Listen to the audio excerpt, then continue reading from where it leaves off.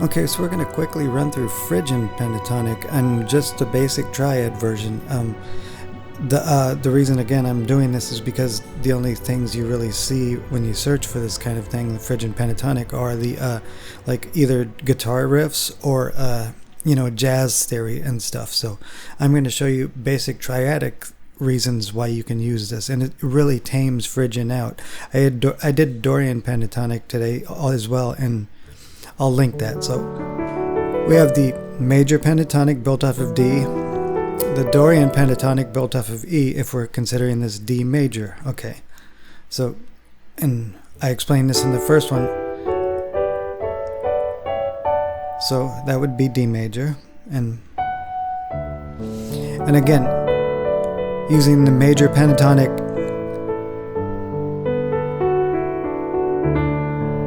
just as a reminder, it's the same notes we're going to use with Phrygian pentatonic. However, we're going to start just like you do Ionian, Dorian, Phrygian. And I'm not a keyboard player, so forgive my sloppiness. So that same major pentatonic shape, Dorian pentatonic, the third Phrygian pentatonic. Okay, so that's where it comes from. So if I just do regular Phrygian and just kind of randomly play it and stuff here, because of that flat 2 and whatnot, it sounds very dark, unstable, or slightly exotic. So that flat 2 of Phrygian, the Phrygian scale, is really what makes that scale sound like Phrygian. So now, with Phrygian pentatonic, it skips that flat 2. So suddenly, Phrygian is much lighter. Even when we use triads that use that flat 2. Well, wait, let's do this first. Let's do a Phrygian 1 with the regular Phrygian scale, a Phrygian 7, a Phrygian 2 as a progression, okay? And we'll allow the flat 2 and the flat 6 and stuff in the melody.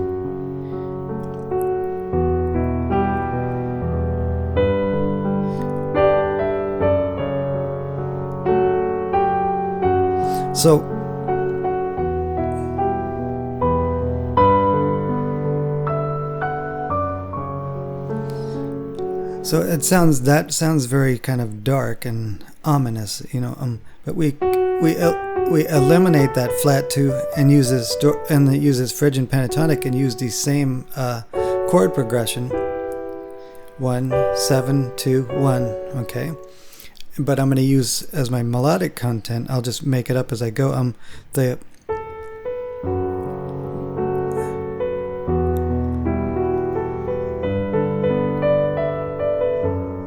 So that sounds so much lighter. Do you notice that?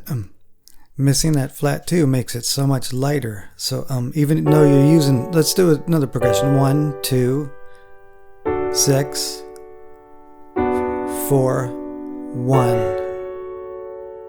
And we're just going to use the Phrygian pentatonic for our melodic content. I'll just make it up as I go here.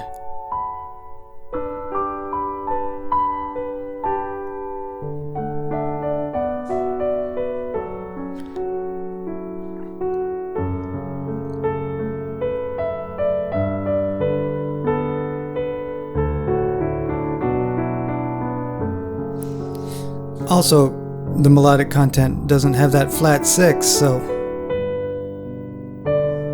which I just hit right there, the flat 6. So it doesn't have that as well. So it doesn't sound as dark. It sounds so much lighter. Let's do something upbeat.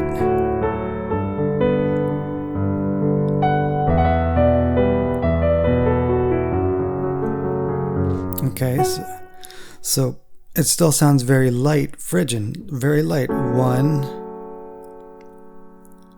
6 2 7 1, and that was the progression. But with that Phrygian pentatonic over it, it sounds so light. Remember, we could also do it in the lower voices and play, I'm not talking about piano in general. I'm talking about when music composition.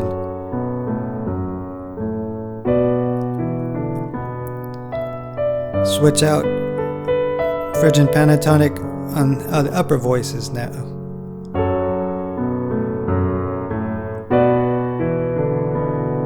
Same thing.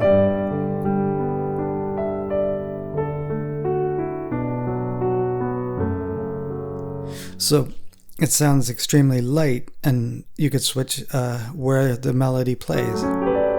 So we're concentrating on basic triads, but if you use anything that has that flat 2, it's gonna throw like a polychord like that, or you could consider it upper extensions. But exposing that flat 2, even though I'm using the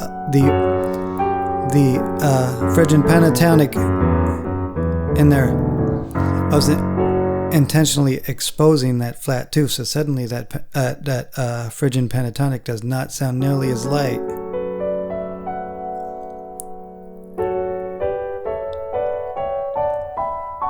So the key is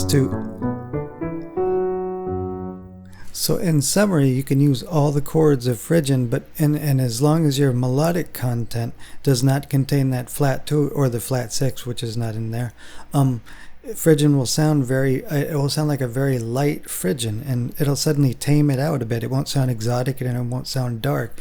The only time it will is when you expose that flat 2 somehow. Really exposing it. You could use chords with that, the flat 2 or the flat 6, and as long as your melodic content is not hitting those notes, it should sound pretty tame with basic triads, and a tame version of, or tamer by using Phrygian pentatonic as your melodic basis. So